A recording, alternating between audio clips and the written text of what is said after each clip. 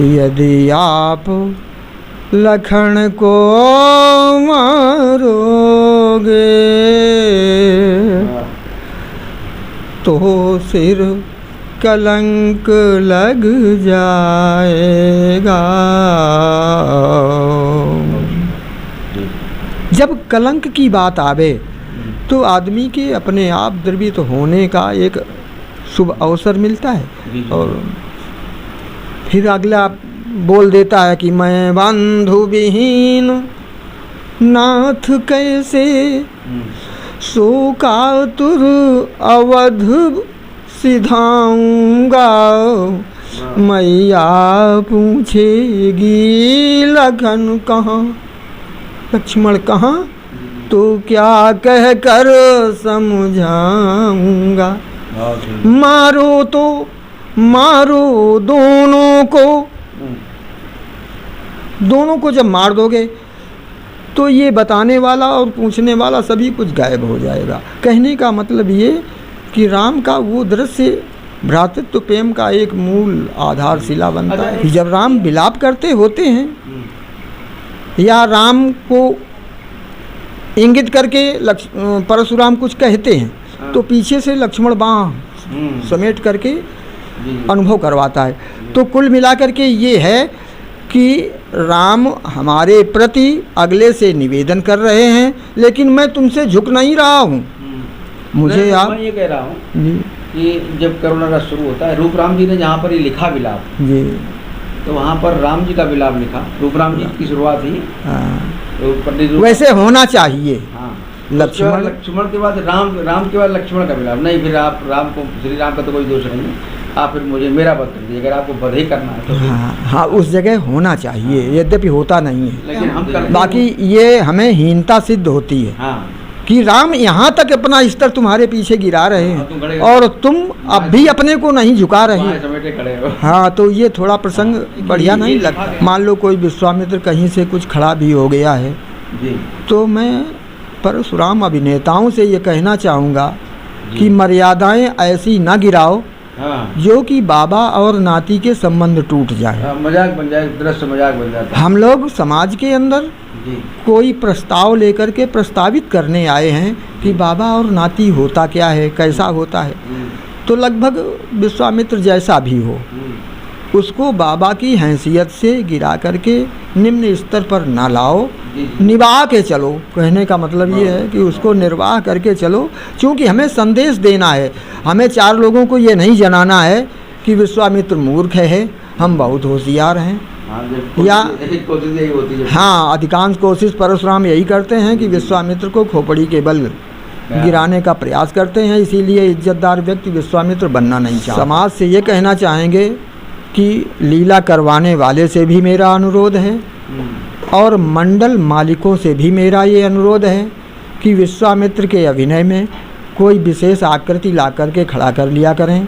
भले ही कुछ व्यय हो जाए लेकिन समाज का अपव्यय ना करें, समाज को दिशाहीन ना करें, क्योंकि ऐसे व्यक्तित्व को तुम समाज के अंदर बिल्कुल न्यूनतम छोड़ करके समाज का भला नहीं कर। मैंने विश्वामित्र का अभिनय केवल इसलिए करना शुरू किया कि विश्वामित्र की स्थिति को कलाकारों ने, मंडल मालिकों ने और स्वयं करवाने वालों ने इतना नीचा स्तर गिरा दिया है विश्वामित्र के व्यक्तित्व का कि वो गए गुजरे पात्रों से भी गया गुजरा पात्र अनुभव किया जाता है। अच्छा।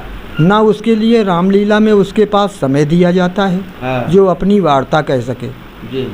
अभी हमने इसके पिछले साल में मुपोछा में जो कार्यक्रम हुआ था उसमें विश्वामित्र थे, तो अचानक मैंने ये कहा, हमने कहा पता नहीं आज की हैसियत में गुरु और शिष्य का कैसा नाता बन गया है। न गुरु की बात शिष्य के पल्ले में आती है और न शिष्य की बात गुरु के पल्ले में आती है, केवल बोझ ढोया जाता है। तो उसी बीच में जो राम का अभिनय करते हैं उन्होंने बोला कि ठीक है चलो जय जय जय जय। अच्छा, राम का अभिनय करने वाले ने, राम के अभिनय करने वाले ने विश्वामित्र की बात को काट करके विषय आगे बढ़ाना चाहा। उसके पहले 2-4 घंटे नाच गाना होता रहा, उससे कोई दिक्कत नहीं। लेकिन विश्वामित्र के अभिनय में हाँ। जब उन्होंने ये कहा हाँ चलो ठीक ठीक और जय जय, तो अचानक मुझे कहना पड़ा कि शायद गुरु और शिष्य को न मिलने में एक तीसरा अंक भी है, जो कि आपस में गुरु को शिष्य की बात नहीं सुनने देता, शिष्य को गुरु की बात नहीं और गुरु की शिष्य को बात नहीं सुनने देता है। ये तीसरा अंक सबसे महत्वपूर्ण अपनी भूमिका निभा रहा है, जो कि कहीं न कहीं जो पात्रों में आपसी प्रतिस्पर्धा है जी, तो उसमें विश्वामित्र के पात्र को लोग नकारात्मक ढंग से देख रहे हैं, बिल्कुल अस्तित्वहीन देखते हैं। जबकि हाँ। मेरे दृष्टिकोण में जी राम, लक्ष्मण और परशुराम इस लीला के कर्णधार होते हैं जी और इन कर्णधारों की धुरी हाँ। विश्वामित्र के इर्द गिर्द घूमती है। विश्वामित्र अगर ना होते तो ये लाइन ना होते तो कैसे पता चलता ये कि कैसे क्या होता? इनमें सबसे महत्वपूर्ण अंक है विश्वामित्र का, जी क्योंकि अगला शिष्य है, जी अगला नाती है, जी और जिसके बाबा की इस रूपरेखा से कृतित्व और चरित्र किए जाएं, हाँ तो हमें इस बात का कष्ट होता था। केवल इसलिए और थोड़ा हमारा मन जागरूक हुआ कि इस अभिनय में थोड़ा दिखाया जाए। जी और शायद आपने भी अनुभव किया होगा कि परशुराम को विश्वामित्र हौवा समझते हैं। कुछ हाँ जो नहीं तैयार है, जो मतलब ज़्यादा जानकार नहीं है। हाँ, जो जानकार नहीं है हौवा समझते हैं, चूँकि ऐरा गहरा ही खड़े कर दिए जाते हैं। जी जिनका कोई भी व्यक्तित्व नहीं होता है, कोई भी अस्तित्व नहीं होता है, वो लोग विश्वामित्र में खड़े किए जाते हैं। जी परिणामतः उस व्यक्तित्व की अवहेलना होती है। हाँ तो बस विचार में ये था कि हम विश्वामित्र बन करके ये अनुभव करवाएंगे कि ये अस्तित्व किस औकात का है और किस औकात। विश्वामित्र के चरित्र और व्यक्तित्व को प्रतिष्ठित करना। हाँ, प्रतिष्ठित करने के लिए मैंने ये बीड़ा उठाया जी और कुछ हमें आनंद भी आया, जी जी जी क्योंकि लगभग हर परशुराम ने और हर लक्ष्मण ने जी हमारा साथ दिया है। जी यदि योग्यता के आधार से मान लो लक्ष्मण परशुराम योग्य होते हैं, बहुत योग्य होते हैं, जी उतनी योग्यता हम में नहीं है, लेकिन कभी कभार तो देखा गया कि तो ऐसा- अनर्गल प्रश्न पूछे गए, हाँ लेकिन अधिकांश हमारे साथ सभी ने सभ्यता का ही अनुभव दिया। जी जी जी हम अगले लोगों का अभिनंदन करते हैं और लगभग विचार हमारा यही है कि विश्वामित्र की प्रतिष्ठा उस स्तर से हो जिस स्तर से उनकी होनी चाहिए, वाह क्योंकि भगवान राम के पूजनीय गुरु हैं, हाँ पूजनीय परशुराम के पूजनीय बाबा हैं, और ऐसे व्यक्तित्व को तपस्वी ब्राह्मण तपस्वी है, तपस्या करके कहाँ क्षत्रिय से ब्रह्मतेज को प्राप्त किया, सामान्य बात नहीं थी। यही मतलब है कि हमारे कहने का तात्पर्य यही है कि जिन्होंने जी तीसरी सृष्टि की रचना की, हम्म, ऐसे व्यक्तित्व को, और जिन्होंने हम्म, धरातल से राम को ढूंढ करके उन्होंने निकाला, जी और ऐसे व्यक्तित्व को हम गिरे स्तर से प्रयोग करें, गिरे स्तर से उसका व्यक्तित्व समाज में प्रस्तुत करें, तो ये हमें कुछ उत्तम ना लगा। तो आज हम केवल इसी आधार से विश्वामित्र के अभिनय में तत्पर हुए हैं कि मैं विश्वामित्र होने के नाते परशुराम को ये जनवाऊंगा, लक्ष्मण को ये जनवाऊंगा जी कि विश्वामित्र कौन है तुम्हारा। अभिनय में अनुभव ही नहीं होता है कि ये इनके गुरु हैं। नमस्कार, आप हैं कानपुर शैली की रामलीला के चर्चित विश्वामित्र अभिनेता पंडित ज्ञान प्रकाश तिवारी। सरस्वती शिशु मंदिर के प्रधानाचार्य से सेवानिवृत्त पंडित ज्ञान प्रकाश तिवारी जनपद कानपुर नगर में ककवन के निकटस्थ ग्राम गढ़िवा के निवासी हैं। तिवारी जी को अभिनय से रुचि बाल्यकाल से ही रही है। आपने सर्वप्रथम वीर अभिमन्यु नाटक से अभिनय प्रारंभ किया था, तब आप कक्षा 6 के विद्यार्थी थे। इसके बाद से ज्ञान प्रकाश जी विद्यालय के सांस्कृतिक आयोजनों में लगातार हिस्सा लेते रहे। आगे की शिक्षा के लिए जब आपने संस्कृत महाविद्यालय बछना में प्रवेश लिया, तब प्रधानाचार्य पंडित सोहन लाल शास्त्री की प्रेरणा से आप रामलीला से भी जुड़ गए। इस हेतु तिवारी जी ने सहपाठी कलाकारों को जोड़कर ज्ञान भारती नाम से रामलीला का मंडल स्थापित किया था।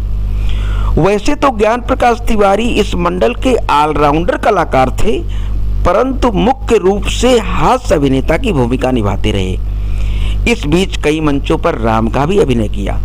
शास्त्री की उपाधि प्राप्त करने के उपरांत सरस्वती शिशु मंदिर के आचार्य और फिर प्रधानाचार्य बन गए। रामलीला मंचों पर महामुनि विश्वामित्र के पात्र की उपेक्षा और हास्यास्पद स्थिति को देखकर पंडित जी ने इस पात्र की तटस्थ प्रतिष्ठा के उद्देश्य से विश्वामित्र के अभिनय पर विशेष ध्यान केंद्रित किया और अन्य अभिनय छोड़कर विश्वामित्र की सशक्त भूमिका निभाने लगे।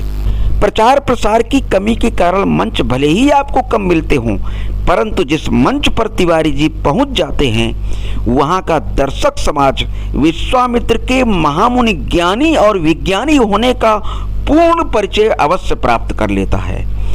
बीते 6 जून 2026 को ग्राम नरुआ रामपुर की धनुष यज्ञ लीला में मुझे भी पंडित जी के सानिध्य में लक्ष्मण की भूमिका निभाने का अवसर प्राप्त हुआ। तब आपके प्रभावशाली अभिनय ने सहज ही आकर्षित किया। प्रस्तुत है पंडित ज्ञान प्रकाश तिवारी से उनकी अभिनय यात्रा तथा रामलीला के विभिन्न संदर्भों पर 17 जून 2026 को हुई विस्तृत बातचीत। पंडित जी पूरा नाम क्या लिखते हैं आप? हमारा नाम ज्ञान प्रकाश तिवारी, सेवानिवृत्त सरस्वती शिशु मंदिर विद्यालय आचार्य प्राचार्य दोनों रहे। अच्छा, सरस्वती शिशु मंदिर से आप सेवानिवृत्त हैं? जी। कब सेवानिवृत्त हुए थे? सेवानिवृत्त हुए थे 95 में शायद। अच्छा, 95 में सेवानिवृत्त? वो सेवानिवृत्त होने का कारण था कि पिताजी की डेथ हो गई थी। अच्छा अच्छा। 2 भाई कानपुर में रहते हैं। हाँ। खेती काफ़ी थी, 20-25 बीघे खेती थी। तो खेती के लिए एक व्यक्ति विशेषाधिकारी। अच्छा, समय से पूर्व आपको सेवानिवृत्त? हाँ, स्वयं सेवानिवृत्त हमने लिया था। हाँ। अच्छा, रामलीला से कब से जुड़े हैं आप? रामलीला से तो मैं बहुत, ये मान के चलें कि लगभग हम कक्षा 6-7 में पढ़ते थे। हाँ। तब से नेहरू इंटर कॉलेज ककवन में जी हमारे एक गुरुजी थे। हाँ। सोहन लाल जी शास्त्री। हाँ। तो उन्होंने हमें बच्चों में ही एक अभिमन्यु नाटक का गठन किया गया था। जी। तो उसके गठन में लगभग हमारी प्रमुख भूमिका रहा करती थी। जी। इसके बाद फिर हम लोग जब हाई स्कूल तक था विद्यालय, हाई स्कूल के बाद हम लोग बचना विद्यालय गए। बचना महाविद्यालय है। तो वहाँ जब गए तब फिर रामलीला का पूरा प्रचार हुआ और ज्ञान भारती मंडल चलाया करते थे। तो फिर आप बचना पढ़ने गए उसके बाद में? जी। तो वहाँ क्या संस्कृत की पढ़ाई की थी आपने? जी। और उसी समय रामलीला, तो लगभग क्या उम्र रही होगी आपकी उस समय में? उम्र लगभग रही होगी 25, 26, 27, लगभग 25 के ऊपर थे। अच्छा अच्छा अच्छा। जी। तो लगभग जो है वो कौन सा रोल सबसे पहले शुरू किया था? सबसे पहले रोल तो शुरू किया था कौमिकी का ही। अच्छा जी। वाह। सबसे पहले कौमिकी का ही रोल शुरू किया था। कारण उसका था हाँ। कि विद्यालय में जब बच्चों का कार्यक्रम शुरू करवाया गया था जी। तो कौमिक के लिए कोई तैयार नहीं होता था। तो कौमिक की भूमिका में फिर मुझे ही निभाना पड़ा। इसके बाद राम का भी अभिनय किया है। अच्छा, राम का भी अभिनय किया? जी। कितने दिन तक? दिन कुछ नहीं थे। हाँ। अगर राम की भूमिका कुछ अच्छी नहीं दिखाई दी या राम का अभिनय नहीं प्राप्त हो सका हाँ। तो राम भी बन गए। तो इसका मतलब मंडल चलाया खुद आपने, संचालित किया मंडल जी, का? जी जी। किस नाम अब से? ज्ञान भारती मंडल आपने बनाया अपने विद्यार्थी गणों के साथ मिलकर? मतलब हमारे विशेष सहयोगी थे हमारे गुरुजी। कौन? सोहन लाल जी शास्त्री। वो वहीं बचना पढ़ाते थे? बचना पहले ककवन में पढ़ाते थे। फिर बचना विद्यालय का प्रिंसिपल का देहावसान हो गया तो इनका वहाँ कहीं से जुगाड़ लगा था तो ये फिर बचना विद्यालय में प्रधानाचार्य हो गए।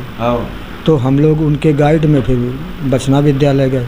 बचना विद्यालय में फिर उनके ही गाइड। पहले आप भी ककवन में पढ़ते थे? जी।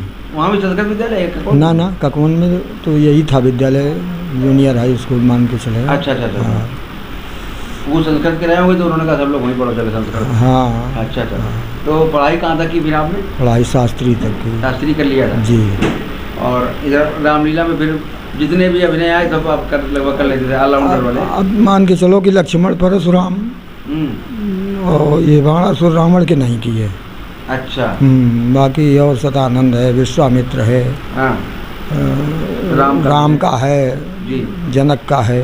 तो ये प्रारंभ का सन कौन सा रहा होगा? सन लगभग 83-84 होगा।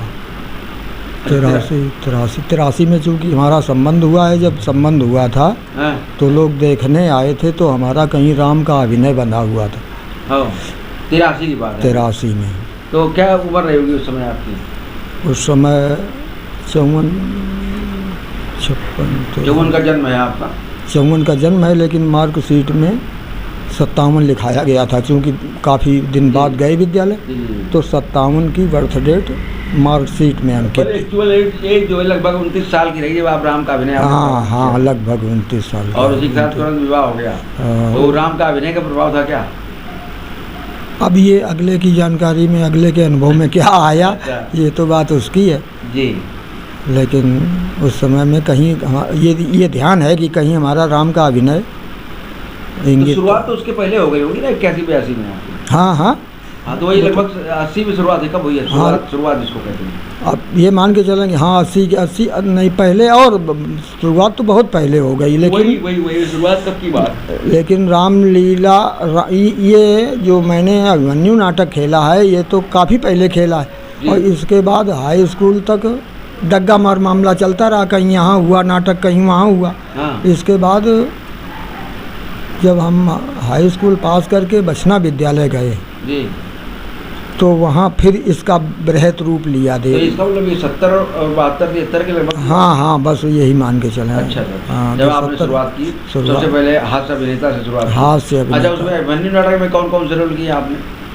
अभिमन्यु नाटक में अगर द्रोणाचार्य की स्थिति कमज़ोर हुई, अच्छा, ना पात्र मिल पाया तो कर दिया। या अभिमन्यु नाटक में लगभग सभी पात्रों पर हमारा गाइड होता था। अच्छा। जो भी पात्र नहीं होता था, यहाँ तक कि जैसे जयद्रथ का पाठ होना है, एक जगह ऐसा हो गया था कि जयद्रथ का पाठ होना था, हुआ, अचानक उसकी आवाज़ चली गई।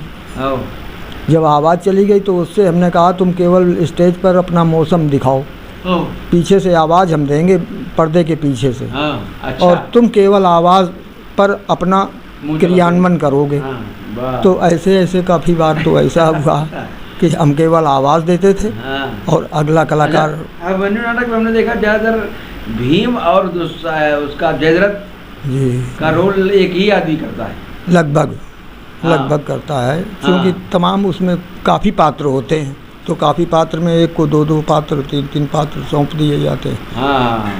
पांडवों का शिविर जब लगता है तो जो कौरवों वाले शिविर के होते हैं उनको पांडवों में प्रयोग कर लेते हैं, पांडवों वाले कौरवों में प्रयोग कर देते हैं। जी। क्योंकि ज़्यादा संख्या बल भी इकट्ठा करना अच्छा नहीं होता। तो अभिनय की रुचि बालकाल से थी आपने? जी। तो इधर जाना, लेकिन ये नहीं पता था कायम अभिनय करना? जो केवल खिलवाड़ था तब, जब हम कक्षा 6-7 में गए हैं 72 में। तो फिर इधर ये ऑलराउंडर वाले कलाकारों का अभिनय कब तक किया आपने? सारे कलाकार जो मना किए, अभी फिक्स है, अभी नहीं है कि अभी चाहे कुछ करा लो, आज भी यही है? अब आज उतना नहीं है, क्योंकि अभ्यास गया छूट। तो विश्वामित्र का अभिनय करने तो जाते हैं अभी आप? हाँ, विश्वामित्र का अभिनय एक जिज्ञासा बनी कि रामलीला से हमें प्रेम है, और रामलीला से प्रेम है तो अब हम इस उम्र में कौन सा अभिनय कर। इसके बाद फिर अभिनय क्षेत्र के साथी संगी गए छूट, विद्यालय गया छूट। फिर लगभग कुछ कमजोरी आ गई, कला क्षेत्र में कमजोरी आ गई जी। लेकिन जिस समय पिताजी का देहावसान हुआ और हम फिर घर पहुँचे, तो एक अमल सा लगा रहता है कि जिस लीला में हम रहे हैं उसका थोड़ा मनोरंजन किया। वही 85-86 में लगभग आपने शुरू किया और बंद किया, और 96-97 में? हाँ, 96-97 फिर इसको शुरू कर दिया। अच्छा, फिर पहुंच गया। तो फिर उसके बाद लगातार 30 साल हो गया। हाँ। आप विश्वामित्र का परमानेंट अभिनय? विश्वामित्र का अभिनय करते हैं। हाँ। और जहाँ तक अपनी योग्यता है, साल में लगभग कितने जगह जाना हो जाता है? साल में लगभग 4 से 10 जगह, मतलब कुल मिला करके ये मान के चलें कि अभी प्रचारित में हम नहीं हैं। तो थोड़ा गंभीरता से लिया जाए तो अध्ययनशील तो अभिनय है ये। हाँ। तो ये जो आपने पढ़ाई शास्त्री तक की, उसका अध्ययन का काम आ रहा है कि अलग से अध्ययन अभी भी करते हैं उसके लिए? पढ़ाई का कोई काम इसमें नहीं आ रहा है, केवल विषय वस्तु ऐसा बनता है हाँ। जिस विषय वस्तु में उस मानस में ही हम खोज निकालते हैं। तो मानस का अध्ययन करते होंगे प्रॉपर्ली? मानस का वैसे थोड़ा बहुत करते हैं अध्ययन। और कौन से ग्रंथों का अध्ययन किया आपने? और ये चलताऊ वार्ता है, मान लो चलताऊ। नहीं, ग्रंथों का भी कोई अध्ययन किया? ग्रंथों का कोई अच्छा, रामचरितमानस से ही पूरा? बस केवल रामचरितमानस का ही अध्ययन है। जी। और जैसे दुर्गा सप्तशती है, गीता है। वही। बस। तो विश्वामित्र का मेन चरित्र किस ग्रंथ में सबसे ज्यादा, जहाँ विश्वामित्र के बारे में ज्यादा बताया गया है? विश्वामित्र का मेन चरित्र हमने लगभग ये मान के चले हैं कि विश्वामित्र के चरित्र को केवल कथानक के रूप में सुना है। हाँ। अभी ग्रंथ हमारे हाथ कोई नहीं लगा है। अच्छा। आज ही एक किताब ये हमारे हाथ आई है जिसमें कि मैंने गहराई से दृष्टि डाली। ये है ब्रह्मर्षि विश्वामित्र उपन्यास वाली है। अच्छा, ये जी। ये किताब हमारे जब आँख में आई है तो हाँ। ये किताब हमारे, तो इसने क्या इस ग्रंथ में समझ आया, क्या है? इसमें समझ में ये आया कि कई एक नाम ऐसे हैं जिनको मैंने सुना भी नहीं था कभी, कि विश्वामित्र से संपर्कित नाम है। किसकी लिखी हुई है? ये पंडित डॉक्टर जगदीश नारायण जी त्रिपाठी हैं। अच्छा, इनकी सुमन की उपाधि से विभूषित हैं और उनके द्वारा लिखी गई है। कवि भी रहे और ये तो हाँ, अभिनेता भी रहे, हाँ, ये मैंने पढ़ा है इसमें कि हाँ, ये अच्छा लगा। इनका व्यक्तित्व विश्वामित्र के चरित्र और कृतित्व को दिखाने में बहुत कुछ भूमिका निभाएगा। जिसके पास पहुँचेगी ये पुस्तक तो वो विश्वामित्र से अनभिज्ञ नहीं रह जाएगा। अच्छा, वो इस बीच में जो लंबा एक कार्यकाल रामलीला से व्यतीत किया आपने, बाल्यकाल से लगभग रामलीला से जुड़ाव रहा आपका जी, तो क्या अनुभव रहा? रामलीला आज कहाँ खड़ी है? रामलीला का जब मैं अनुभव करता हूँ, मैंने विश्वामित्र का अभिनय केवल इसलिए करना शुरू किया हाँ।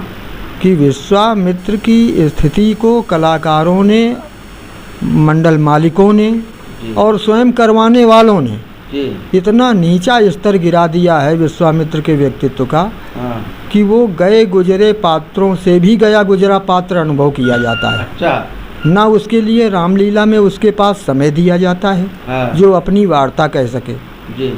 अभी हमने इसके पिछले साल में मुपोछा में जो कार्यक्रम हुआ था उसमें विश्वामित्र थे जी। तो अचानक मैंने ये कहा, हमने का पता नहीं आज की हैसियत में गुरु और शिष्य का कैसा नाता बन गया है। न गुरु की बात शिष्य के पल्ले में आती है जी। और न शिष्य की बात गुरु के पल्ले में आती है, केवल बोझ ढोया जाता है। हाँ। तो उसी बीच में जो राम का अभिनय करते हैं जी। उन्होंने बोला कि ठीक है चलो जय जय जय जय। अच्छा, राम का अभिनय करने वाले ने, राम के अभिनय करने वाले ने विश्वामित्र की बात को काट करके विषय आगे बढ़ाना चाहा। उसके पहले 2-4 घंटे नाच गाना होता रहा, उससे कोई दिक्कत नहीं। लेकिन विश्वामित्र के अभिनय में हाँ। जब उन्होंने ये कहा हाँ चलो ठीक और जय जय, तो अचानक मुझे कहना पड़ा कि शायद गुरु और शिष्य को न मिलने में एक तीसरा अंक भी है जो कि आपस में गुरु को शिष्य की बात नहीं सुनने देता, शिष्य को गुरु की बात नहीं और गुरु की शिष्य को बात नहीं सुनने देता है। ये तीसरा अंक सबसे महत्वपूर्ण अपनी भूमिका निभा रहा है, जो कि कहीं ना कहीं जो पात्रों में आपसी प्रतिस्पर्धा है जी, तो उसमें विश्वामित्र के पात्र को लोग नकारात्मक ढंग से देख रहे हैं, बिल्कुल अस्तित्वहीन देखते हैं। जबकि मेरे दृष्टिकोण में जी राम, लक्ष्मण और परशुराम इस लीला के कर्णधार होते हैं जी। और इन कर्णधारों की धुरी विश्वामित्र के इर्द गिर्द घूमती है। विश्वामित्र अगर ना होते तो ये लाइन ना होते तो कैसे पता ये कैसे क्या होता। इनमें सबसे महत्वपूर्ण अंक है विश्वामित्र का, क्योंकि अगला शिष्य है, अगला नाती है और जिसके बाबा की इस रूपरेखा से कृतित्व और चरित्र किए जाएं तो हमें इस बात का कष्ट होता था, केवल इसलिए और थोड़ा हमारा मन जागरूक हुआ कि इस अभिनय में थोड़ा दिखाया जाए जी। और शायद आपने भी अनुभव किया होगा कि परशुराम को विश्वामित्र हौवा समझते हैं। कुछ हाँ जो नहीं तैयार है, जो मतलब ज़्यादा जानकार नहीं है। हाँ, जो जानकार नहीं है हौवा समझते हैं, चूँकि गहरा गहरा ही खड़े कर दिए जाते हैं। जी। जिनका कोई भी व्यक्तित्व नहीं होता है, कोई भी अस्तित्व नहीं होता है, वो लोग विश्वामित्र में खड़े किए जाते हैं। जी। परिणामतः उस व्यक्तित्व की अवहेलना होती है। हाँ। तो बस विचार में ये था कि हम विश्वामित्र बन करके ये अनुभव करवाएंगे कि ये अस्तित्व किस औकात का है और किस औकात। विश्वामित्र के चरित्र और व्यक्तित्व को प्रतिष्ठित करना। हाँ, प्रतिष्ठित करने के लिए मैंने ये बीड़ा उठाया जी। और कुछ हमें आनंद भी आया, जी जी जी। क्योंकि लगभग हर परशुराम ने और हर लक्ष्मण ने जी। हमारा साथ दिया है। जी। यदि योग्यता के आधार से मान लो लक्ष्मण परशुराम योग्य होते हैं, बहुत योग्य होते हैं, जी। उतनी योग्यता हम में नहीं है, लेकिन कभी कभार तो देखा गया कि तो अनर्गल प्रश्न पूछे गए, हाँ। लेकिन अधिकांश हमारे साथ सभी ने सभ्यता का ही अनुभव दिया। जी जी जी। हम अगले लोगों का अभिनंदन करते हैं और लगभग विचार हमारा यही है कि विश्वामित्र की प्रतिष्ठा उस स्तर से हो जिस स्तर से उनकी होनी चाहिए, वाह। क्योंकि भगवान राम के पूजनीय गुरु हैं, हाँ। पूजनीय परशुराम के पूजनीय बाबा हैं, और ऐसे व्यक्तित्व को तपस्वी ब्राह्मण, तपस्वी है, तपस्या करके कहाँ क्षत्रिय से ब्रह्म तेज को प्राप्त किया, सामान्य बात नहीं थी। यही मतलब है कि हमारे कहने का तात्पर्य यही है कि जिन्होंने जी। तीसरी सृष्टि की रचना की, ऐसे व्यक्तित्व को, और जिन्होंने धरातल से राम को ढूंढ करके उन्होंने निकाला, जी। और ऐसे व्यक्तित्व को हम गिरे स्तर से प्रयोग करें, गिरे स्तर से उसका व्यक्तित्व समाज में प्रस्तुत करें, तो ये हमें कुछ उत्तम ना लगा। तो आज हम केवल इसी आधार से विश्वामित्र के अभिनय में तत्पर हुए हैं कि मैं विश्वामित्र होने के नाते परशुराम को ये जनवाऊँगा, लक्ष्मण को ये जनवाऊँगा कि विश्वामित्र कौन है तुम्हारा। अभिनय में अनुभव ही नहीं होता है कि ये इनके गुरु हैं। अच्छा, ज़्यादातर लोग क्या करते हैं कि वो जो स्वरूप है जो विश्वामित्र का जी, तो वो विश्वामित्र का दर्शन न करके उस व्यक्ति का दर्शन करते हैं, व्यक्ति का दर्शन करते हैं। ये लिए खड़ा है, उस वेश को धारण किए खड़ा है। हाँ, ये भी बात है, और कारण ये है हाँ।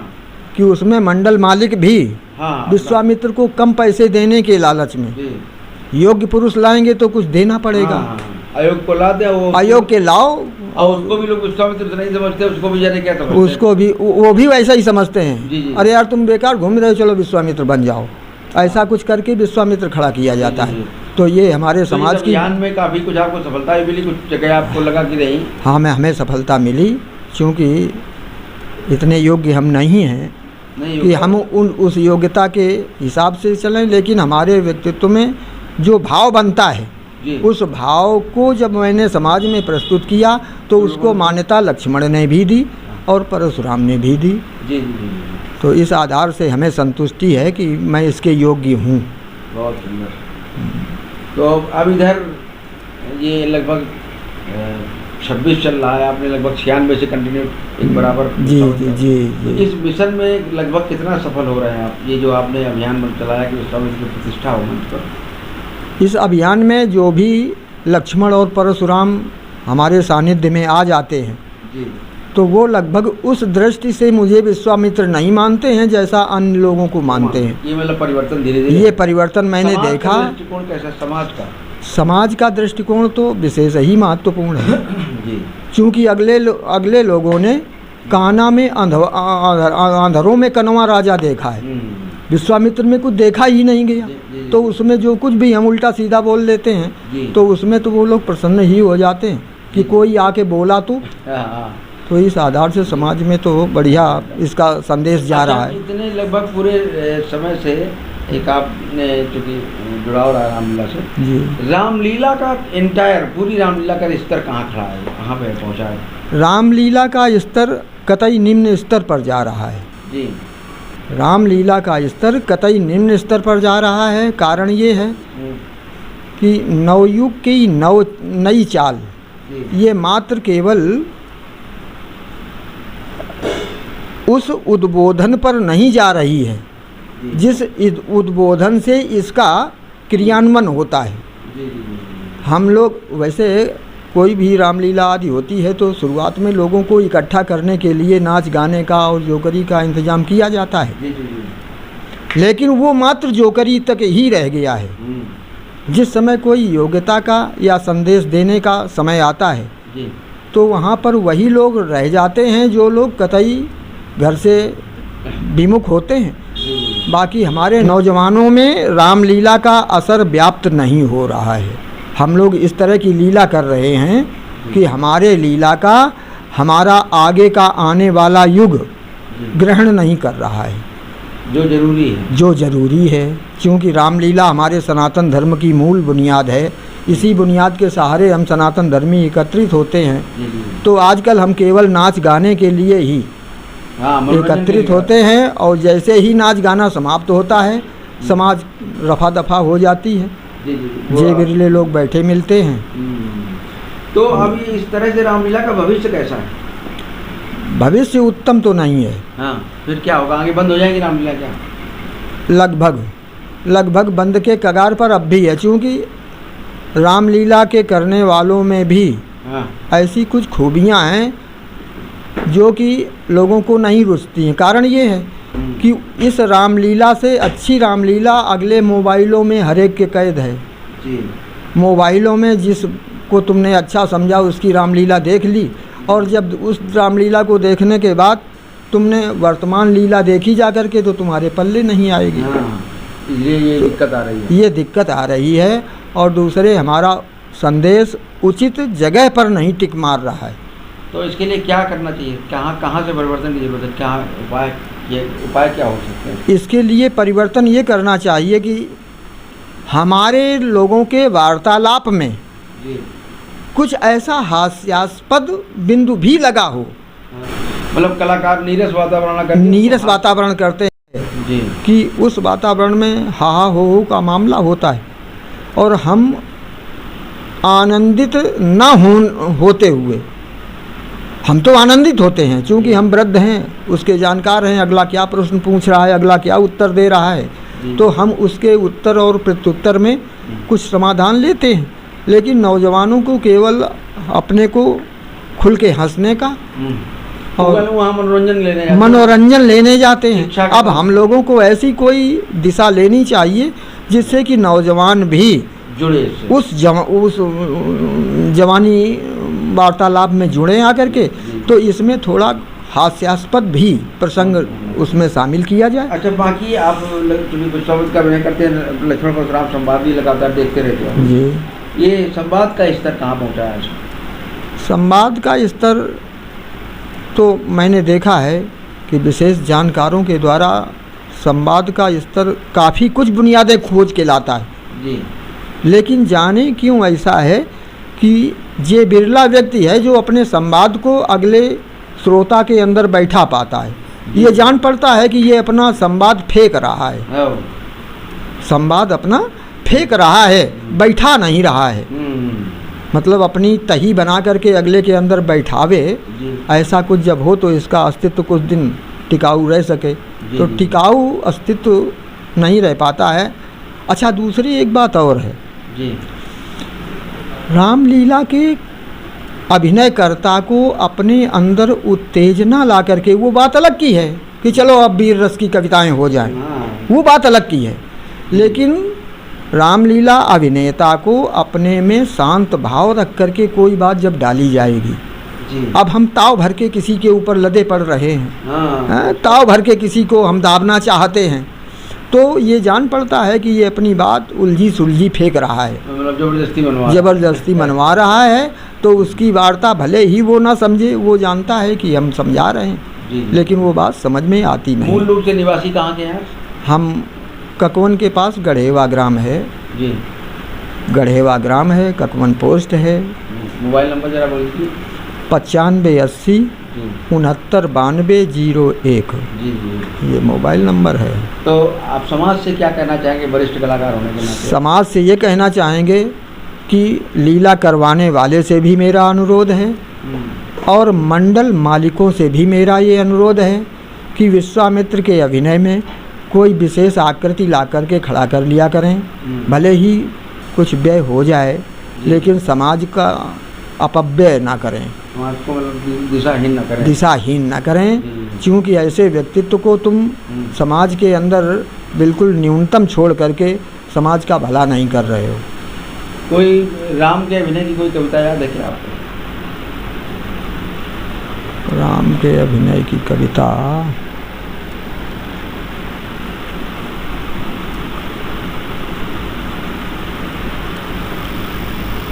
राम के अभिनय की कविता में जिस समय परशुराम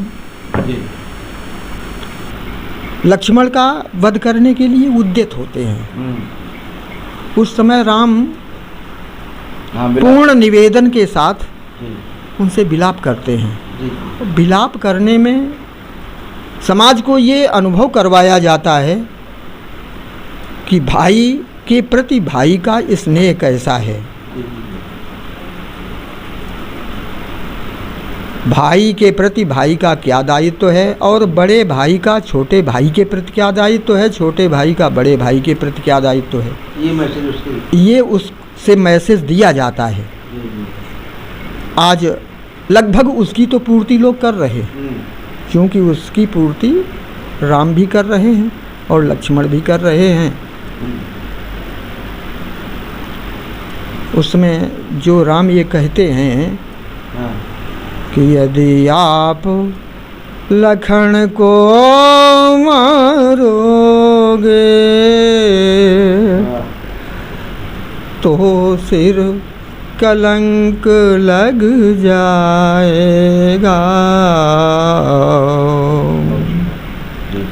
जब कलंक की बात आवे तो आदमी के अपने आप द्रवित होने का एक शुभ अवसर मिलता है और फिर अगला बोल देता है कि मैं बंधु विहीन नाथ कैसे शोकातुर अवध सिधाऊंगा। मैया पूछेगी लखन कहाँ, लक्ष्मण कहाँ, तो क्या कह कर समझाऊंगा। मारो तो मारो दोनों को जब मार दोगे तो ये बताने वाला और पूछने वाला सभी कुछ गायब हो जाएगा। कहने का मतलब ये कि राम का वो दृश्य भ्रातृत्व प्रेम का एक मूल आधारशिला बनता है। एक चीज़ है, आपने जो रूप राम जी किताब पढ़ी और अभी जब आपसे मुलाकात हुई तो वो छूट गया प्रसंग। जी जी जी। राम जी तो रो रहे हैं, हाँ, और लक्ष्मण जी क्या कर रहे? वो चूँकि बाल्यावस्था का एक स्वरूप दिखाया जाता है, क्योंकि क्या लक्ष्मण का विलाप भी है? नहीं है क्या? लक्ष्मण का विलाप केवल ये है कि राम हमारे सामने झुकने ना पावे, तो और राम जब झुकते हैं तो उसे तकलीफ होती है। हमने देखा है लक्ष्मण को क्रिया करते हुए कि जब राम विलाप करते होते हैं या राम को इंगित करके परशुराम कुछ कहते हैं तो पीछे से लक्ष्मण बाँह समेट करके अनुभव करवाता है। तो कुल मिलाकर के ये है कि राम हमारे प्रति अगले से निवेदन कर रहे हैं, लेकिन मैं तुमसे झुक नहीं रहा हूँ। मुझे आप मैं ये कह रहा हूँ कि जब करुणा रस शुरू होता है, रूप राम जी ने जहाँ पर ये लिखा विलाप जी, तो वहाँ पर राम जी का विलाप लिखा। रूप राम जी की शुरुआत ही वैसे होना चाहिए। हाँ, लक्ष्मण के बाद राम के बाद लक्ष्मण का विलाप नहीं। फिर आप राम को, श्री राम का तो कोई दोष नहीं है, आप फिर मुझे मेरा वध कर दीजिए। अगर आपको वध ही करना है तो हाँ, उस जगह होना चाहिए, यद्यपि होता नहीं है, लेकिन हम करते हैं। उस आपका अच्छा, मुलाकात जब हुई तो वो समय के अभाव में उनकी जल्दीबाजी हम तो आपका देख नहीं पाए हम। बाकी ये हमें हीनता सिद्ध होती है कि राम यहाँ तक अपना स्तर तुम्हारे पीछे गिरा रहे हैं और तुम अब भी अपने को नहीं झुका रहे। हाँ, तो ये थोड़ा प्रसंग बढ़िया नहीं लगता। गया जहाँ लिखा, पहले राम का विलाप नहीं, रामचरितमानस में कोई विलाप किया नहीं उन्होंने। जी जी। लेकिन ये रामलीला कलाकारों ने गढ़ा इसको, उसमें रूप राम जी का नाम सर्वप्रथम उन्होंने बनाया ये विलाप। अच्छा रूप राम की विनय यही है ना उसमें। हाँ, रूप राम की विनय यही, फिर तो उसी में ये लॉर्ड महेंद्रा का विलाप भी लिखा गया। अच्छा। और लक्ष्मण के विलाप के परशुराम का भी विलाप, उसमें कोई करुण रस की पंक्तियां लिखी गई। तब वो एक करुण रस का भाव तीनों के माध्यम से बन जाता है, जो मैसेज देता है कि नहीं वास्तविकता क्या है। तो कि मतलब जिसे वीर रस से न झुकाओ, उसे करुण रस से भी झुकाया जा सकता है। तो ये और क्या कहेंगे समाज के, और क्या मतलब कोई आपके पास बात जो अभी रामलीला को लेकर के चल रही है कि ऐसा होना चाहिए, ये होना चाहिए और कैसे हो सकता है? बात ये है कि मान लो कोई विश्वामित्र कहीं से कुछ खड़ा भी हो गया है जी, तो मैं परशुराम अभिनेताओं से ये कहना चाहूँगा कि मर्यादाएं ऐसी ना गिराओ जो कि बाबा और नाती के संबंध टूट जाए, मजाक बन जाए, दृश्य मजाक बन जाता है। हम लोग समाज के अंदर जी। कोई प्रस्ताव लेकर के प्रस्तावित करने आए हैं कि बाबा और नाती होता क्या है, कैसा होता है, तो लगभग विश्वामित्र जैसा भी हो उसको बाबा की हैसियत से गिरा करके निम्न स्तर पर ना लाओ, निभा के चलो। कहने का मतलब ये है कि उसको निर्वाह करके चलो, क्योंकि हमें संदेश देना है। हमें 4 लोगों को ये नहीं जनाना है कि विश्वामित्र मूर्ख है, हम बहुत होशियार हैं।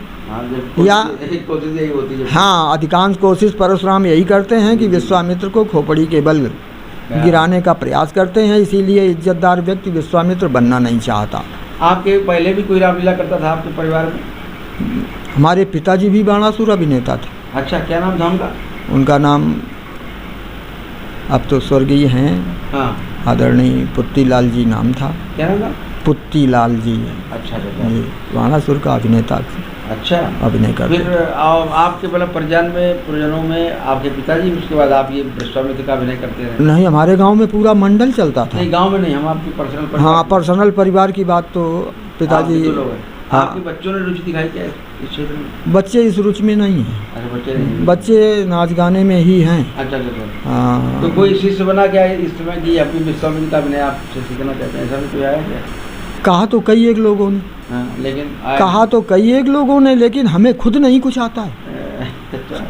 विश्वामित्र के स्वरूप में हमें याद कुछ नहीं रहता है। समय वस्तु पर वार्ता क्या हो रही है, अगला किस भाव से बोल रहा है, उसी जगह तो तुरंत। कहीं आपकी जो शिक्षक का बैकग्राउंड रहा, शिक्षक का और शिक्षार्थी का जी, तो उसका प्रभाव है कि आप समय जल्दी से सब्जेक्ट पकड़ लेते हैं और फिर उस पर वार्ता। अब ये सब हमारे कुदरत की देन है, प्रभु की देन है। लगभग हमें तुरंत का ही विषय, जैसे हमने आपको बताया था कि अचानक जाने क्या हुआ कि हमने चश्मा लगाया। तो हमने ये परशुराम से कहा, आशुतोष जी थे, तो मैंने परशुराम से कहा कि जाने क्यों आज हमें 2 परशुराम दिखाई देते हैं। अब ये एक यद्यपि हास्यास्पद है कि परशुराम 2 कैसे दिखाई देंगे, तो मैंने उसको सिद्ध किया कि एक परशुराम हमें वो दिखाई देते हैं जो कि विश्व विदित क्षत्रिय कुलद्रोही, भुजबल भूम भूप बिनकीन ही। अब वो परशुराम जिसने क्षत्रियों का पूर्ण विनाश किया, वो एक क्षत्रिय के बचाने के लिए बाबा तुम हटकऊ और अब जन दोष देव मोई लोग हो, मतलब सब लोग आओ हमसे आरजू मिन्नत करो कि इसे छोड़ दो। तो इसमें 2 परशुराम दिखाई देते हैं, और जहाँ पर एक परशुराम का ह्रास होता है, दूसरा परशुराम उत्पन्न होता है, तो हाँ एक नया इतिहास बनता है। तो ऐसा जान पड़ता है कि अब परशुराम के कृतित्व से कोई एक नया इतिहास बनने वाला है, जो आगे भविष्य में कोई प्रकाश पुंज का स्वरूप लेगा। ऐसा कुछ मैंने उस जगह पर अनुभव किया।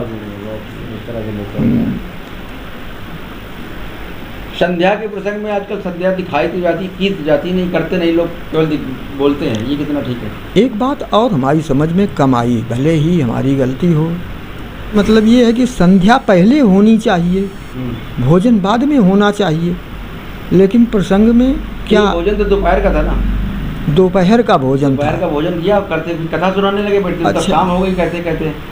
अच्छा, तो हमारा हाँ, भोजन मुनिवर विज्ञानी लगे कान तक कथा पुरानी, विगत दिवस जब दिन व्यतीत होने लगा तो संध्या का समय। तो अच्छा, हमारा दिमाग इसी जगह था कि भोजन अच्छा, क्योंकि वहाँ प्रसंग तुरंत में लगता है। हाँ। तो ऐसा जान पड़ा कि भोजन कर रहे हैं और भोजन के बाद तुरंत में चौपाई लगी। हाँ, तो हम ये नहीं अनुभव कर पाए कि ये दोपहर का भोजन है। हाँ, अच्छा, दोपहर का भोजन ये नहीं पता, ये नहीं अनुमान लग पाया हमारा।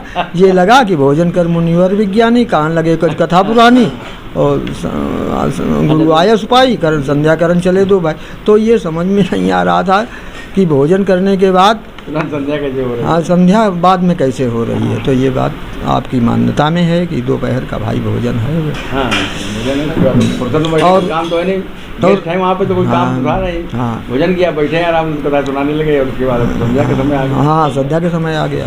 तो ये बात थोड़ी नहीं पड़ी। हम ये कह रहे थे कि संध्या आजकल की नहीं जाती, बताई तो जाती है। राम लक्ष्मण बड़ा संध्या पर बड़ा गाना बजाना दोनों लोग करते हैं, वक्तव्य बहुत देते हैं, लेकिन संध्या बैठ के करते कितने लोग। ये भी दोष है, ये भी कलाकारों का दोष है। तो हमने उस प्रसंग को पूरा किया। हाँ, नहीं, आपने कुछ किया था। एक बात और बता दें जी, संध्या पर इन्हीं लोगों का अपराध है जो संध्याएं बंद हो रही हैं जी। लोग संध्या करना बंद कर रहे हैं, इसमें छेपक कलाकारों पर ही जाता है। संध्या है क्या है संध्या, क्यों की जाती है। अच्छा, इस संध्या के विषय में यदि कुछ विश्वामित्र कहना चाहता है तो अगले लोग कहने का समय नहीं दे रहे हैं। जल्दी करो, बराबर जल्दी करो। और एक बात, उतने प्रसंग के बीच में कथा कहने को किसी को अधिकार नहीं दिया गया है। विश्वामित्र को कथा कहने का अधिकार दिया गया है। हाँ। उसके पास समय नहीं दिया जा रहा है कि थोड़ी अपनी वार्ता कह सके। दूसरी बात, आज की हैसियत में विश्वामित्र, राम और लक्ष्मण समाज को जागरूक करें जी। तो संध्या करने की विधाओं पर ऐसा कुछ प्रश्न चिन्ह डालें जी कि जिस प्रश्न चिन्ह से हमारा यदि एक भी सदस्य उस जगह उस क्रिया के निमित्त तैयार हो जाए तो हमारी संध्या सार्थक हो जाएगी। हाँ, जीवन में आदमी संध्या करने तो कम से कम एक भी तुम्हारा अनुयायी अगर बन गया तो ये मान के चलो कि हमारी संध्या सार्थक हो गई। ऐसी कुछ सरल विधा बनाओ, जैसे हम भोजन करते हैं, भोजन करने में चाहिए भगवान को भोग लगाओ, इसके बाद भोजन पाओ। तो हम कभी कभार कह देते हैं कि आप लोग भोग लगाने में तोप मत मानो, उसको ज़्यादा बड़ा कार्यक्रम न मानो। जैसे तुम अपने खाने के लिए कवल तोड़ते हो, तो उस कवल को मुंह में न ले जा करके जरा सा ऊंचा मस्तिष्क पर कर दो, मुंह के जरा सा ऊपर कर दो, जरा सा नतमस्तक हो जाओ, भोग लग जाता है। इसके बाद गपागप खाने लगो। तो इतना भी भोग करने में तुम्हें तकलीफ अगर हो रही है तो मैं जान रहा हूँ कि तुम भगवान से कतई विमुख हो। ना, उसमें वो भी तो है पंचकवल, जो है पंचकवल, पंचकवल किए जाते हैं ना। पंचकवल करो, एक ही कवल करो, एक ही वो माथे में न ले जाओ, अपने मुंह में धर ले, प्राणाय स्वाहा बोलते हुए ना ना, ऐसे नहीं बोलोगे। तो पांच कवल तो उसी तो वही तो 5 कवल हैं, तो उनको कायदे में इस मुख से थोड़ा ऊपर कर दो, वो भगवान के निमित्त हो जाता है जी। और इसके बाद खा डालो जी। तो उतना भी करने में लोग आजकल हिचकते हैं। दूसरी एक और बड़ी विडंबना है जी। कि हम लोगों के बीच जो प्रतिभावान व्यक्ति हैं जी। वो अपनी प्रतिभा को समाज में प्रस्फुटित नहीं कर पा रहे हैं जी। हमारे जो गैर प्रतिभावान हैं वो प्रतिभावानों पर हावी हैं, उनकी मार्केटिंग ज़्यादा अच्छी है, उनकी मार्केटिंग ज़्यादा अच्छी है। अच्छा, हम लोगों ने रुपया भी खर्च किया है, मान लो हम MA BA की शिक्षा पाए, हमने पैसा भी बहुत बर्बाद किया, अगले लोग पैसा भी नहीं बर्बाद कर रहे हैं और तुम्हारे ऊपर हावी हैं। तो कुल मिलाकर के हम कोई भी चीज़ 10 रुपए की खरीदते हैं तो ये सोचते हैं कि यह 15 रुपया की है, तब हम 10 रुपए खरीद रहे हैं। तुम लाखों रुपया खर्च करके जो चीज़ तुमने खरीदी है उसका तुमने समाज में क्या लाभ पाया, समाज को तुमने क्या लाभ दिया, इस विषय पर जब तक दृष्टिकोण नहीं होगा तब तक शिक्षा का ऐसा ही अनादर होगा। और ख़ास तौर से आजकल शिक्षकों को और विद्वानों को सरकार की तरफ से भी कोई मान्यता नहीं दी जा रही है। और ये भूल सरकार की ही नहीं है, हम विद्वानों की और हम पढ़े लिखे लोगों की ही गलती है जो कि हम अपनी यूनिटी नहीं बना पा रहे हैं। हम लोगों को चाहिए कि हम भी लोग अपना संगठन एक तैयार करें जिसमें तमाम विद्वान इकट्ठा हों, तो हमारे विद्वता का कुछ परिचय लगे और अन्य जो गिरे हुए स्तर के लोग हम पर हावी हो रहे हैं उनके अंदर ये जान पड़े कि ये लोग काफ़ी लोग हैं। हमेशा ये देखा गया है कि जो गैर जिम्मेदाराना लोग हैं, व्यसनी हैं, विषयी हैं, इन लोगों की एकता बहुत है। वही जो गलत लोग हैं तो उनकी एकता बहुत है। चोरों में एकता बहुत होती है ना, चोरों में, शराबियों में, चिलम चर्च वालों में, इनमें एकता बहुत होती है और लड़ाई भी नहीं होती है ज़्यादा दिन की। तुरंत में तो तुम देखोगे कि ये आपस में मरे कटे जा रहे हैं, लेकिन शाम हुई तो वो तुरंत ढूंढ करके मिलते हैं और फिर आपस में चीयर्स करते हैं। विद्वानों के अंदर एक ये दोष बहुत बड़ा लगा है कि अगर एक विद्वान की दूसरे विद्वान से कोई वार्ता हो गई तो वो विद्वान अपनी उम्र भर के लिए उससे बैर मान लेता है। सबसे बड़ा दोष अपने लोगों के बीच ये लगा है।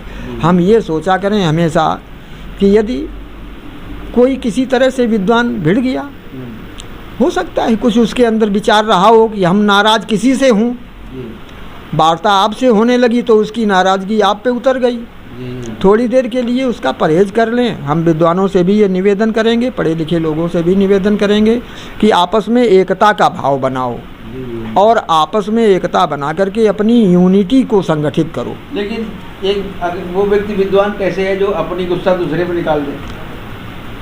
वो तो विद्वान कहाँ रहा आपको? विद्वान तो नहीं रहा, लेकिन एक बात की बात बताई कि मान लो हम लोग अपना अनुभव यही करें, हम लोग उसको परहेज करने के लिए अनुभव करें कि अगला कहीं से नाराज था, कहीं से नाराज था तो हाँ, तो हमारे ऊपर गुस्सा हो गया है। ये विद्वान का लक्षण वही नहीं, वो तो समन करना जानता, वो समन करे अपने अंदर। हाँ, जो आपका क्रोध है। हम लोगों ने डिग्री प्राप्त करने में बहुत कुछ समय बर्बाद किया, बहुत कुछ पैसा बर्बाद किया।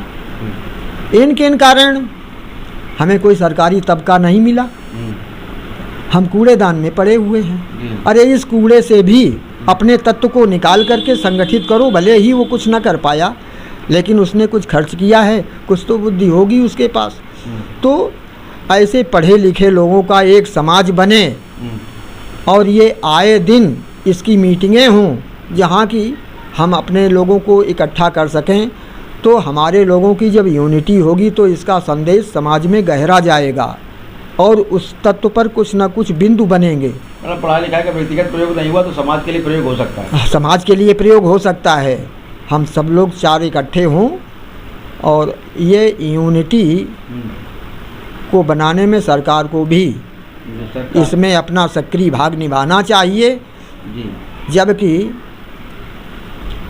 जो डिग्री शुदा हैं वो नेता अपना चुनते हैं, उस नेता का भी दायित्व है कि उसके पास कोष भी है, वो अपने कोष से भी खर्च करके इन विद्वानों को जिसका वोट ले गया है वो उसको एक बार अपने दर पे बुलवावे। और जब वो अपने दर पे सभी विद्वानों को या सभी पढ़े लिखे लोगों को, डिग्रीधारियों को बुलाएगा तो एक संगठन सा तैयार